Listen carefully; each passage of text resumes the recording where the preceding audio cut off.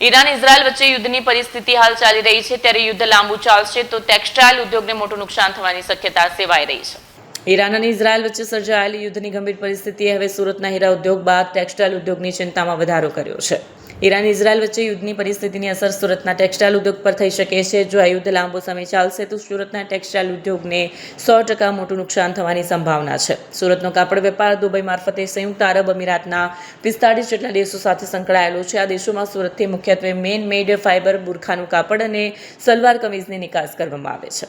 વર્તમાન સ્થિતિમાં કોઈ ચોક્કસ અંદાજ બાંધી શકાય તેમ નથી, પરંતુ યુદ્ધ વકરે તો કાપડ ઉદ્યોગને મોટું નુકસાન થવાનો વારો આવી શકે છે. દક્ષિણ Gujarat chamber of commerce and ઇન્ડસ્ટ્રીના ઉપપ્રમુખ અશોક જીરાવાલાએ કહ્યું કે યુદ્ધની પરિસ્થિતિને લઈને ટેક્સટાઇલ ઉદ્યોગને લઈને અત્યારે કોઈ અંદાજ માંડી શકતા નથી, પરંતુ યુદ્ધ લાંબુ ચાલશે તો 100% ઉદ્યોગને મોટું નુકસાન થવાની ભીતિ છે. સુરતથી બુરખાનું કાપડથી માંડીને સલવાર કમીઝ પણ આપણે અહીંથી મોકલી રહ્યા છે. હું માનું છું કે આપણું મોટું માર્કેટ દુબઈ અને અમીરાત પણ છે, એટલે જો યુદ્ધ લાંબુ ચાલશે તો બહુ મોટું નુકસાન થાય, અન્યથા એટલી બધી ચિંતાનો વિષય નથી.